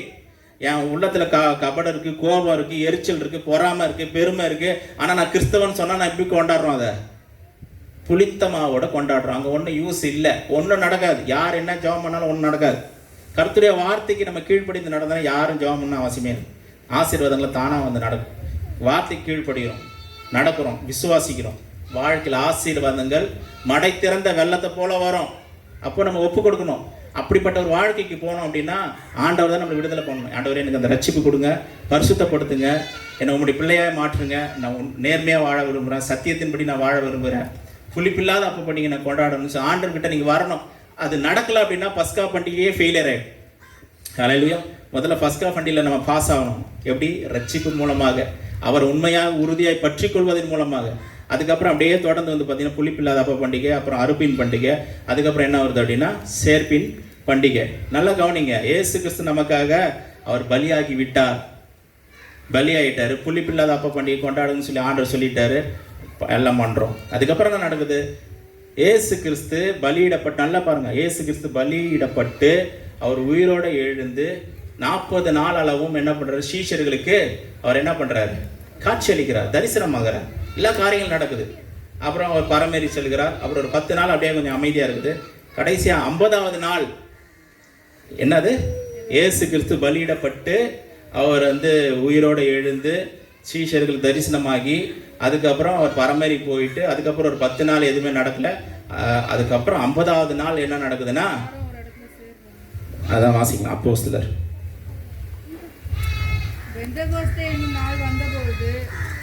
எல்லா பைபிள் வச்சிருக்கீங்களா? எடுங்க எல்லாரும், படிங்க. அவர்கள் எல்லாரும் திருமணப்பட்டு ஓரிடத்திலே வந்தார்கள். அப்பொழுது பலத்த காட்சி அடிக்கிற முழக்கம் போல வானத்திலிருந்து சடுதியாய் ஒரு முழக்கம் உண்டாகி அவர்கள் உட்கார்ந்திருந்த வீடு முழுவதையும் நிரப்பிற்று. போதும். அப்போ பெந்தகோஸ்தே நாள் வந்து 50வது நாள் வந்த போது இயேசு கிறிஸ்து மரிச்சு உயிரோடு எழுந்து பரமேறி போயிட்டு 50 நாள் கழிச்சு என்ன நடக்குது? அப்போ அந்த பண்டிகையின் அடிப்படையில் அது என்ன பண்டிகை? அது சேர்ப்பின் பண்டிகை. கரெக்டுங்களா? அங்கே தானே நடந்துச்சு. புதிய ஏற்பாட்டிலே நடக்குது. கிறிஸ்து பலியானார், அவர் தான் பஸ்கா. கரெக்டாக இருங்கன்றாரு. புளிப்பில்லாத அப்ப பண்டிகை கொண்டாடுங்கன்றாரு. பரிசுத்தமாக இருங்கன்றாரு. அசுத்தம், பொல்லாப்பு, துர்க்குணம் அதெல்லாம் எடுத்து போடுங்கன்றாரு. என்னை பற்றி கொள்ளுங்கன்றாரு. கர்த்தருக்காக வாழணுன்றாரு. அப்புறம் என்ன சொல்கிறார்? 50வது நாள் அந்த சேர்ப்பின் பண்டிகையில் என்ன நடக்குதுன்னா, பரிசுத்த ஆவியானவர் பொழிந்தருளப்படுகிறார். ஹல்லேலூயா. இப்போ அறுவடை யார் தெரியுங்களா? தேவ ஜனங்கள் தான் அறுவடை. ஹல்லேலூயா. பரிசுத்த ஆவியானவர் வந்தபோது தான், அது வரைக்கும் இவங்க முட்டி மோதுறாங்க, ஒன்றும் பண்ண முடியல. 1:8 என்ன சொல்லுங்க? அப்போஸ்தலர் 1:8, பரிசுத்த ஆவி உங்களிடத்தில் வரும்பொழுது நீங்கள் பலன் அடைந்து எருசலேமிலும் யூதாவிலும் சமாரியாவிலும் பூமியின் கடைசி பரியந்தம் எனக்கு சாட்சிகளாக இருப்பீர்கள். ஸோ இந்த பெந்தகோஸ்து நாள் அன்னைக்கு என்ன நடக்குது? பரிசுத்த ஆவியானவர் பொழிந்தருளப்படுகிறார். அவருடைய வல்லமை இறங்குது, அவருடைய மகிமை இறங்குது, அவருடைய நடத்துதல் உண்டாகுது. என்ன நடக்குது? அறுப்பு. டக்கு டக்கு டக்குன்னு ஒரே பிரசங்கம் தான். அப்போஸ்தலனாகிய பேதுரு ஒரு பிரசங்கம் பண்றாரு. எத்தனை பேர் ரட்சிக்கப்படுறாங்க? 3000 பேர் ரட்சிக்கப்பட்டாங்க. எத்தனை பேர்? ஒரே பிரசங்கம் தான். 3000 பேர். மந்தையா ரட்சிக்கப்படுகிறவர்கள் அனுதினமும் சபையில சேர்க்கப்பட்டு வந்தார்கள். ஹல்லேலூயா. அப்ப சேர்ப்பின் பண்டிகை என்னது? பரிசுத்த ஆவியானவர் பொழிந்தருளப்படும் பொழுது அங்க ஆத்தும அறுவடை உண்டாகும். இந்த நாள்ல நம்ம தொடங்கி இருந்து ஒரு பெரிய விசேஷம். எத்தனை பேருக்கு இந்த பாக்கியம் சிலாக்கியம் கிடைச்சுன்னு தெரியல. இந்த சத்தியம் சின்ன பிள்ளைங்களுக்கு புரிஞ்சிருக்கு. சின்ன பிள்ளைங்களுக்கு புரிஞ்சிருக்குது. அவங்க தான் சீக்கிரம் வந்தாங்க. இன்னைக்கு நாங்கள் வரும்போது 9 மணிக்கு பார்த்தீங்கன்னா அந்த பெரியவங்க தான் 4 பேர் முன்னாடி உட்காந்துருந்தாங்க. ஹல்லேலூயா. அந்த பெந்தகோஸ்து நாள் பரிசுத்த ஆவியானவர் பொழிந்தருளப்படும் பொழுது அங்கதான் சேர்ப்பின் பண்டிகை உண்டாகும். விதைக்கலாம். ஒரு வசனம் இருக்குல்ல, என்ன சார்? விதைக்கிறவனாலும் இல்லை, படி சொல்லுங்க. விதைக்கிறவனாலும் அல்ல, நீர் பாய்ச்சிக்கிறவனாலும் அல்ல, விளைய செய்கிற தேவனாலே எல்லாம் ஆகும். நம்ம எல்லாமே பண்ணிட்டோம், செஞ்சிட்டோம். விளைய செய்யறதுக்கு பரிசுத்த ஆவியானவர் வரணும். 50வது நாள் வந்தாரு. அவர் வந்த போது தான் ஆத்தும அறுவடை மிகுதியாய் நடக்குது. சபையில் அறுவடை நடக்குது. ஹல்லேலூயா. இங்கேயும் ஒரு அறுவடை நடக்கணும். அதுக்கு என்ன தேவை? பரிசுத்த ஆவியானவர் நம்ம மத்தியில் பொழிந்தருளப்படணும். இல்லைங்க, நான் ஜெபம் பண்ணுங்க, எனக்கு அபிஷேகம்லாம் கிடைக்கலங்க. ஏன் கிடைக்கல? பஸ்கால கோட்டை விட்டுட்டான். தான் பிரச்சனையே. என்ன பண்ணிட்டோம்? அங்கே பஸ்கால கோட்டை விட்டுட்டோம். கரெக்டாக அந்த அப்பத்தை கரெக்டாக புசிக்கல. புளிப்பில்லாத அப்ப பண்டிகை ஆசரிக்கணுன்னாரு. புளித்த மாவோட சாப்பிட்டுட்டோம். எல்லாமே தலைகீழ பண்ணிட்டோம். சத்தியம் இல்லை, நேர்மை இல்லை, சரீரத்தை கெடுத்துக்கொண்டோம். தேவனுக்கு பிரியமாக நடக்கலை. அங்கே ரட்சிப்பு உண்டாகலை, தேவனிடத்து சேரலை, அவரோட ஒப்பரவாகலை, அந்த கம்யூனியனில் கரெக்டாக இல்லை. அதனால் என்ன நடக்கலை? அங்கே பஸ்கா பண்டிகையிலே ஃபெயிலியர் ஆயிடுச்சு. ஆனால் ஆண்டவர் என்ன சொல்கிறாரு? உனக்கு ஒரு பெரிய அறுவடை இருக்குது, ஒரு சேர்ப்பின் பண்டிகை இருக்குது, இந்த சபைக்கும் இருக்குது. எப்போதுமா உண்டாகும்? அதுக்கு எல்லாரும் ஒவ்வொருத்தரும் ஒரு காரணமாக இருக்கிறோம். ஹல்லேலூயா. எல்லாரும் ஒரு காரணமாக இருக்கிறோம். ஆண்டவர் எனக்குள்ள அந்த உண்மை இருக்கணும், நேர்மை இருக்கணும், விசுவாசம் இருக்கணும். நான் மற்றவர்களுக்கு சுவிசேஷத்தை அறிவிக்கணும். கர்த்தர் உமக்கு பிரியமாக நான் வாழணும். எனக்குள்ள பரிசுத்தம் காணப்படும். இதெல்லாம் வந்துருச்சு அப்படின்னா சபை கடன்னு வளரும். தேவ ஆவியனுடைய அபிஷேகம் பொழிந்தருளப்படும். தேவனுடைய வரங்கள் செயல்படும், வல்லமை செயல்படும். தீர்க்க தரிசனம் உரைக்கிறவர்கள் இங்கிருந்து எழும்புவார்கள். ஆமென் சொல்ல மாட்டீங்களா? ஹல்லேலூயா. சுகமாக்கும் வல்லமை இந்த இடத்துல வெளிப்படும், வரங்கள் செயல்படும். அது காரணம் பஸ்காவில் தொடங்கணும், ரட்சிப்பில் தொடங்கணும். இன்னைக்கு ஒப்பு கொடுத்து பாருங்க. ஆண்டவரே, இது வரைக்கும் வாழ்ந்த வாழ்க்கைலாம் போதும், நான் ரொம்ப டயர்டாயிட்டேன், எனக்கு நான் வாழ்கிற வாழ்க்கை எனக்கே பிடிக்கும். நிறைய பேருடைய வாழ்க்கையில் ஏன்னா இந்த பஸ்காவை ஒழுங்காக கடைப்பிடிக்காததுனால என்ன ஆயிடுச்சு அப்படின்னா, அவங்க வாழ்கிற வாழ்க்கை அவங்களுக்கே டயர்டாகி போச்சு, போரிங் ஆயிடுச்சு. நான்லாம் எதுக்கு வாழணும், எதுக்கு உயிரோட காரணம்னா அங்கே விட்டுட்டோம். ஆண்டவரோடு கூட நெருக்கமாக ஆகிட்டோம் அப்படின்னா, புளிப்பில்லாத அப்ப பண்டிகை கொண்டாடுறோம் அப்படின்னா, அவருடைய சரீரத்துக்கு சரீரமாகவும் ரத்தத்துக்கு ரத்தமாக மாறிட்டோம் அப்படின்னா, நமக்குள்ள அடுத்தடுத்த பண்டிகைக்கு நேராக நம்ம கடந்து செல்வோம். புளிப்பில்லாத அப்ப பண்டிகை, அறுப்பின் பண்டிகையில் உண்மையாக இருக்கணும். கர்த்தனுடைய வாழ்க்கையில் விளைய செய்கிற காரியங்களை முதல்ல இப்போ பாருங்க. அறுப்பின் பண்டிகைன்னு சொல்லும்போது இப்படி சொல்ல வரேன் பாருங்க. அறுப்பின் பண்டிகைன்னா முதல்ல ஒரு அறுவடை நடந்தது இல்லை? என்ன அறுவடை சொல்லுங்க? அறுப்பின் பண்ண எப்படி நினைக்கிறீங்க? நம்ம வேலைக்கு போய் சம்பாதிக்கிறதுன்னு வந்து குத்துற சொல்றாங்க உங்களுக்கு. அப்படி இல்லை. அறுப்பின் பண்டிகைன்னா முதல்ல ஒரு முதற்கனி. அதுக்கு பேர் என்னது? முதற்கனி. இந்த பண்டிகைக்கு 3 பேர் சொல்றாங்க. என்ன பேருன்னா, இந்த நோட்ஸ் எடுக்கிறவங்களாம் இருப்பீங்க, அவங்களுக்காக நான் சொல்றேன், அதை எழுதிக்கிங்க. இந்த பெந்தகோஸ்தே பண்டிகையை வந்து 3 விதத்தில் சொல்கிறாங்க. என்ன சொல்கிறாங்கன்னா, அறுப்பின் பண்டிகை, முதற் பலன் பண்டிகை, அறுப்பின் பண்டிகை, முதற் பலன் பண்டிகை, அப்புறம் வார பண்டிகை அப்படின்னு சொல்கிறாங்க. என்ன சொல்கிறாங்க?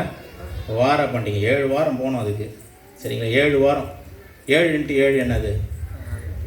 49. அடுத்த நாள் 50. அதுதான் வந்து வார பண்டிகைன்னு சொல்கிறாங்க. முதற் பலன் பண்டிகைன்னா, புதிய ஏற்பாட்டில் அந்த முதற் பலன் பண்டிகைன்னா என்னென்னா, முதல்ல எத்தனை பேர் கூடியிருந்தாங்க? 120 பேர் மாடியில், மேல் மாடியில் கூடியிருந்தாங்க. அவர்கள் மத்தியில் பரிசுத்த ஆவியானவர் ஊற்றப்படும் பொழுது அந்த சீஷர்கள், அந்த ஆண்டவரை ரட்சிக்கப்பட்டு கர்த்தருக்குள்ள இருந்த அவர்கள் முதற் பலனாக என்ன பண்ணாங்க? சேர்க்கப்பட்டார்கள். அதான் முதற் பலன். அதுக்கப்புறம் 50 நாள் கழிச்சு 50வது நாளில் டக்கு டக்கு டக்குன்னு பெரிய அறுவடை உண்டானது போல் இங்கேயும் அப்படிதான். பெந்தகோஸ்தே நாள் வந்துச்சு. முதற் பலன், முதற் கனினா அந்த 120 பேர். அதுக்கப்புறம் சேர்த்து கொண்டே போவார் ஆண்டவர். ஹல்லேலூயா. இன்னைக்கு பெந்தகோஸ்தே நாளில் இந்த சபையை நம்ம ஆரம்பிச்சிருக்கிறோம்.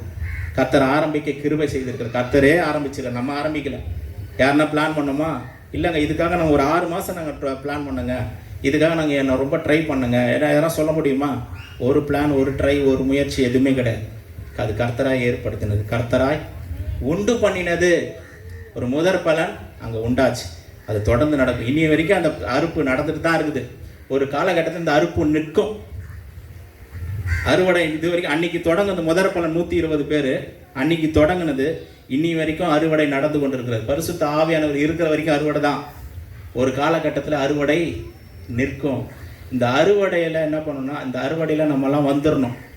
அறுவடையில் ஒவ்வொரு ஆத்துமாவும் ஒரு தானியம் தான், ஒரு நெல் தான், ஒரு பயிர் தான், ஒரு கோதுமை தான். அந்த அறுவடையில் நம்ம என்ன பண்ணணும்? நாம் இருக்கணும். எத்தனை பேர் இந்த அறுவடையில்? நானும் ஒரு அறுவடை பண்ணுற ஒரு ஆள் தாங்க. அறுவடை பண்ணப்பட வேண்டிய ஒரு ஆள் தான். சொல்கிறவங்களா என்ன இருக்கிறீங்களா? ஹல்லேலூயா. உண்மையான கோதுமையாக இருந்தால் கர்த்தர் என்ன பண்ண நம்மளை அறுவடை பண்ணுவார். ஹல்லேலூயா.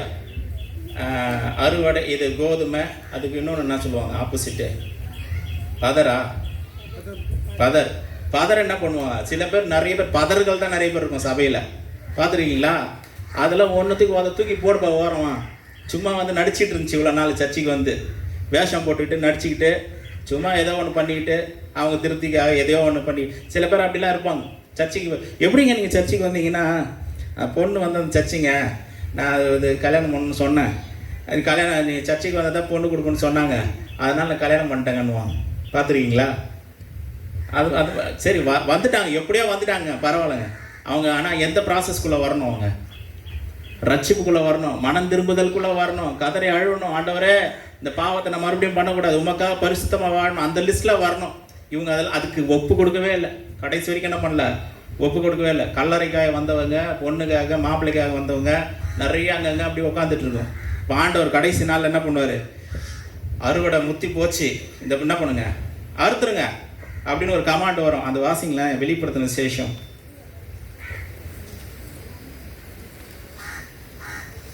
14:15 பாருங்க. ஆமா. அப்பொழுது வேறொரு தூதன்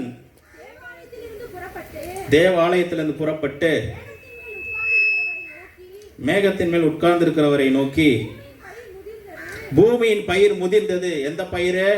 நீ உண்மையா ரட்சிக்கப்பட்டிருந்தா, உண்மையான பண்டிகை ஆசரிச்சா, உண்மையா தேவனுக்கு உண்மை உத்தமமா வாழ்ந்தா, தேவனுக்காய் நிலை நிற்கிறவர்களா இருந்தா, அவங்கள பார்த்து தான் இவர் சொல்றார் தூதன். பூமியின் பயிர் முதிர்ந்தது, அறுக்கிறதற்கு காலம் வந்தது, ஆகையால் உம்முடைய அரிவாளை நீட்டி அறுத்து விடும் என்று மிகுந்த சத்தமிட்டு சொன்னான். நல்லா கவனிக்கணும். இப்போ நம்ம இன்னும் 50வது நாளில் தான் இருக்கிறோம். ஹல்லேலூயா. 50வது நாள் ஆவியானவர் நாள். இப்போவும் அன்னைக்கு தொடங்குச்சு பாருங்க. முதற் பலன் 120 ரட்சிக்கப்பட்டாங்க. அது முதற் பலன். அன்னிலிருந்து இது வரைக்கும் அறுப்பு தான் நடந்துகிட்டு இருக்குது. இதை ஸ்டாப் ஆகிறதுக்கு ஒரு காலம் வருது. அது காலம் வர்றதுக்கு முன்னாடி என்ன பண்ணிடணும்? எல்லாம் நல்ல கோதுமையாக மாறிடணும், கோதுமை மணிகளாய் மாறிடணும், ரட்சிக்கப்பட்டவர்களாக மாறிடணும், கர்த்தருடைய பார்வையில் விலையேற பெற்றவர்களாக மாறிடணும். ஆண்டவரே, நான் பதறா இருக்கக்கூடாது, ஆண்டவரே நான் கோதுமையாக மாறணும். ஒரு மாற்றமும் இல்லை. என்னமோ சொல்றாங்க, புரிகிற மாதிரி தான் இருக்குது. ஆமென். இல்லைங்க, நான் எத்தனை பேர் பதரா இருக்க விரும்புறீங்க? அல்ல இல்லையா சொல்லுங்க. ஷரா தாங்கிறீங்க. எத்தனை பேர் கோதுமையாக இருக்கணும் ஆசைப்படுறீங்க? அதுக்கு என்ன பண்ணணும்? பஸ்காவை ஒழுங்கா ஆசரிக்கணும், ஒழுங்கா சர்ச்சுக்கு வரணும். இல்லைங்க, நான் எங்களுக்கு வேலை வச்சிட்டாங்க, லீவ் கொடுக்க மாட்டேன்றாங்க, இன்றைக்கி தாங்க முக்கியமான வேலை. இல்லை, இன்றைக்கி சர்ச்சுக்கு கண்டிப்பாக வந்துடணும். 24 மணி நேரம் நம்ம சர்ச்சு நடத்தலை. எவ்வளோ நேரம் நடத்தணும் சொல்லுங்கள்? ஒரு 2 மணி நேரம் நடத்துகிறோம். அந்த சபையில் நீங்கள் தேவனுடைய சமூகத்தை சபை கூடி வருதலை விட்டு விடாதுன்னு சொல்லி பைபிள் எழுதப்பட்டிருக்கு. சபை கூடி வருதில்ல, சில பேருக்கு அன்னைக்கு அப்போ தான் வேலை வந்துடும். அந்த 2 மணி நேரத்துக்கு எப்படி தான் வேலை வரும்னு தெரில. வரும்போது கூட ஒருத்தங்களை பார்த்தேன், ஹல்லேலூயா, வரும்போது கூட ஒரு விசுவாசியை நான் பார்த்தேன். வரலையான்னு சொல்லி கேட்டதுக்கு, எனக்கு வரலையான்னு கேட்டது, வேலை லீவு கொடுக்க மாட்டேன்ட்டாங்க அப்படின்றாங்க. இனிமேல் லீவ் என்ன பண்ணிடணும்? வாங்கிடணும். ஆலயத்தை ஸ்கிப் பண்ணிவிட்டு, வேலையை ஸ்கிப் பண்ணிவிட்டு என்ன பண்ணக்கூடாது? ஆலயத்தை ஸ்கிப் பண்ணிவிட்டு வேலைக்கு போகக்கூடாது. சரிங்களா? நம்ம என்ன பண்ணுறோம்? நிறைய பேர், நம்ம இல்லை, சிலர் சர்ச்சை ஸ்கிப் பண்ணிவிட்டு வேலைக்கு போகிறாங்க. அது எப்படி பஸ்காவா ஆகும்? அதுக்கு பேர் பஸ்கா கிடையாது. எப்படி ஆசரிக்கிற மாதிரி ஆகிடும் அது. எல்லாத்தையும் சுற்றிக்கிட்டு எல்லாத்தையும் முடிச்சுட்டு கம்யூனியன் அன்றைக்கி வருவாங்க. எப்படி ஆசரிப்பாங்க? அவங்க உள்ளத்தில் கோபம், எரிச்சல், பெருமை, பொறாமை, அது இது எல்லாத்தையும் சேர்த்து வச்சுன்னு வருவாங்க. 1ஆம் தேதி ஃபஸ்ட் வீக் ஆண்டவரே மன்னி சொல்லி ஜாகணும். ஆண்டவர் சொல்லுவார், புளிப்பில்லாத அப்போ பண்டிகை என்ன பண்ணணும்? நீ ஆசரிக்க. ஆண்டவரை நம்ம ஏமாற்ற முடியாது. ஆண்டவரை ஏமாற்ற முடியாது. சிலர் என்ன பண்ணுறாங்க, பாவம்லாம் பண்ணி தப்பெல்லாம் பண்ணால் ஆண்டவர்கிட்ட மன்னிப்பு கேட்டால் மன்னிப்பு கொடுப்பாருன்னு நம்ம நினைக்கிற விசுவாசிக்கிறார். உண்மைதான், இல்லைன்னு சொல்ல. இப்படிலாம் ஒன்றெல்லாம் நடக்காது. உண்மையாக அழுது மனம் திரும்பி புலம்பி கர்த்தர் பக்கமாக சேர்ந்தாதான் உண்மையான மன்னிப்பு கிடைக்கும், உண்மையான இரக்கம் கிடைக்கும். ஒரு டக்குன்னு ஒரு தப்பு பண்ண ஒரு மன்னிப்பு, ஒரு தப்பு ஒரு மன்னிப்பு, இப்படிலாம் கர்த்தர் ரொம்ப நாள் ஏமாற்ற முடியாது. ஹல்லேலூயா. அந்த உண்மையான விசுவாசம், உண்மையான மனம் திரும்புதல், அது கர்த்தர் பக்கம். நாங்கள் உங்கள் பக்கம் நிற்கிற ஆண்டவரை, நீங்கள் என்ன சொன்னாலும் நான் செய்கிற ஆண்டவர் அப்படி நிற்கிறாங்க பார்த்தீங்கன்னா, அவங்க தான் அவங்க புளிப்பில்லாத அப்போ பண்டிகை ஆசரிக்கிறாங்க. ஹல்லேலூயா. அவங்களுக்காக தான் என்ன பண்ணுறாரு?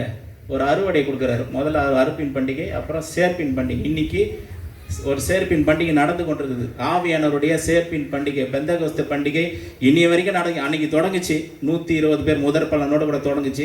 இனி வரைக்கும் ஆத்தும அறுவடை நடந்து கொண்டே இருக்குது. அது ஒரு நிறுத்தத்துக்கு டைம் இருக்குது.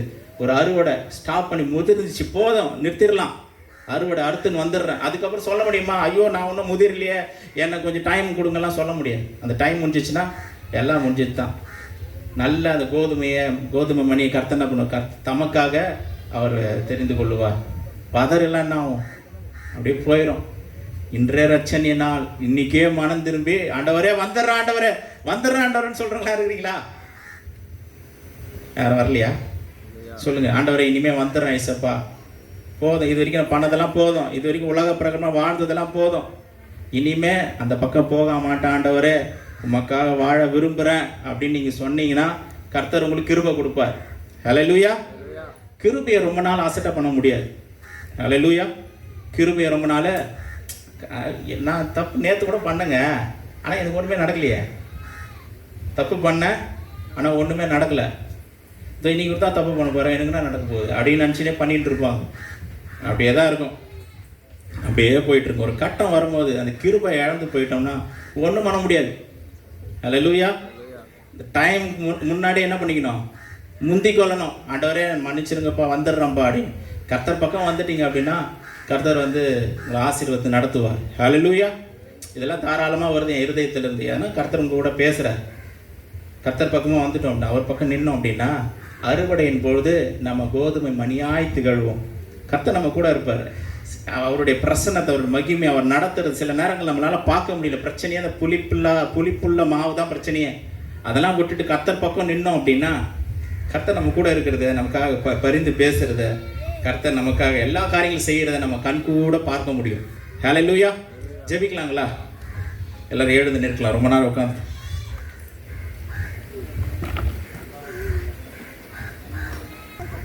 அவ்வளோதான் முடிக்க போகிறோம். நம்ம கண்களை மூடி ஆண்டவர் சமூகத்தில் ஒப்பு கொடுக்கலாம். ஆண்டவரே, என்னுடைய வாழ்க்கையிலும் குறைகள் இருக்குதுப்பா, என்னுடைய வாழ்க்கையிலும் நான் நிறைய விஷயத்தில் தவறு பண்ணுகிறேன், எனக்கு ஒரு ரட்சிப்பு கொடுங்கப்பான்னு சொல்லி ஒரு சின்ன ஒரு ஜபத்தை மாத்திரம் நம்ம ஏறெடுக்கலாம். பரலோக பிதாவே ஸ்தோத்திரம் ஆண்டவர். எல்லாரும் ஜெபம் பண்ணுங்க. இது நீங்கள் ஜெபிக்கிற ஒரு நேரம். கர்த்தர் நம் மத்தியில் இருக்கிறார். அவர் நம்மோடு கூட இடைப்படுகிற தேவனாக அவர் நம் மத்தியில் இருக்கிறார். ஹல்லேலூயா. ஆண்டவரே ஸ்தோத்திர ஆண்டவர். நன்றி தகப்பனே. ஸ்தோத்திர ஆண்டவர். ஹல்லேலூயா. ஸ்தோத்திர ஆண்டவரே. ஆண்டவரே ஸ்தோத்திர ஆண்டவரே. நான் உண்மையான ஒரு பஸ்காவை நான் ஆசரிக்கணும் ஆண்டவரே வேண்டுமாப்பா. ஆண்டவரே ஸ்தோத்திரம். எனக்கு ஒரு விடுதலை தாங்க. இந்த பாவ வாழ்க்கையிலிருந்து விடுதலை தாங்க. இந்த அடிமைத்தனத்திலிருந்து எனக்கு ஒரு விடுதலை தாங்க ஆண்டவரே. எனக்கு ஒரு வெற்றியை கொடுங்க, ஜெயத்தை கொடுங்க. என்னை ஒப்பு கொடுக்குறேன். எனக்கு உதவி செய்யுங்க ஆண்டவரே. எனக்கு உதவி செய்யுங்கப்பா. நான் மனம் திரும்பி பரிசுத்தமான ஒரு வாழ்க்கை வாழணும். இதோ கடைசி காலம், கடைசி நாட்களில் வாழ்ந்து கொண்டிருக்கிறோம். இயேசுவின் வருகை சமீபத்தில் இருக்கிறது. நமக்கு தெரியாது. அவர் வருவதற்கு முன்பதாக அவரை எதிர்கொண்டு செல்ல நம்ம ஆயத்தம் உள்ளவர்களாக, தகுதியுள்ளவர்களாக, தைரியம் உள்ளவர்களாக இருப்பதற்கு இந்த நாளில் ஆண்டவர் சமூகத்தில் நம்ம ஒப்பு கொடுக்கலாம் ஆண்டவர். ஹல்லேலூயா. ஸ்தோத்திர ஆண்டவர். நன்றி தகப்பனே. உமக்கு நன்றி ராஜா. Thank you Jesus. ஹல்லேலூயா. ஸ்தோத்திர ஆண்டவர். Thank you Jesus. ஆவியானவரே, அன்பின் ஆவியானவரே,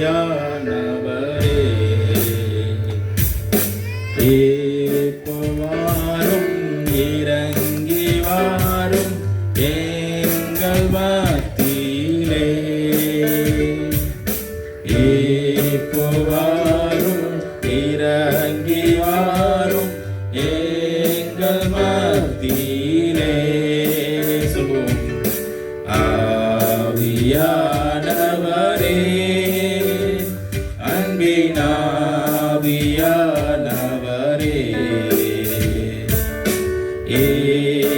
வாரும் இறங்கி வாரும் எங்கள் மத்தியிலே. பலனடைய நிரப்பிடுமே பலத்தினாவியே. பலனடைய நிரப்பிடுமே பலத்தினாவியே. கனமடைய ஊற்றிடுமே ஞானத்தினாவியே. கனமடைய ஊற்றிடுமே ஞானத்தினாவியே. அசைவாடு ஆவியே, தூய்மையின் ஆவியே. அசைவாடு ஆவியே, தூய்மையே ஆவியே. இடமசைய உள்ளம் நிரப்ப இறங்கி வாருமே. அல்லேலூயா. இடமசைய உள்ளம் நிரப்ப இறங்கி வாருமே. ஆண்டவரே, இந்த நாளில இந்த சத்தியத்தை கேட்டு தங்களுடைய இருதயத்தை ஒப்பு கொடுக்கிற ஒவ்வொரு பிள்ளைகளின் கர்த்தாவே நீ தொடும்படியாய் செபிக்கிற ஒரு மாற்றத்தை கர்த்தர் கொண்டு வருவீராக. இந்த பெந்தெகோஸ்து நாள் அன்று ஆண்டவரே ஸ்தோத்திரம். பரிசுத்த ஆவியானவரே, ஆண்டவரே ஸ்தோத்திரம். உம்முடைய மகிமையை, உம்முடைய வல்லமையை குறித்து தியானிக்க கர்த்தர் கொடுத்த கிருபைக்காக, தயவுக்காய் ஸ்தோத்திரம். சொல்லப்பட்ட வார்த்தைகள் சத்தியங்கள் ஆண்டவரே எங்கள் உள்ளத்தில் அப்பா ஸ்தோத்திரம் பலன் தரட்டும். எங்கள் இருதயத்தில் இந்த வார்த்தைகள் பேசட்டும். உமக்காக நாங்கள் எழுப்பி பிரகாசிக்கட்டும் ஆண்டவர். தொடர்ந்து வழிநடத்துங்க ஆளுகை செய்யும் இயேசுவின் நாமத்தினால பிதாவே ஆமென். நம்ம இருதயம் நம்ம நின்று ஓகே.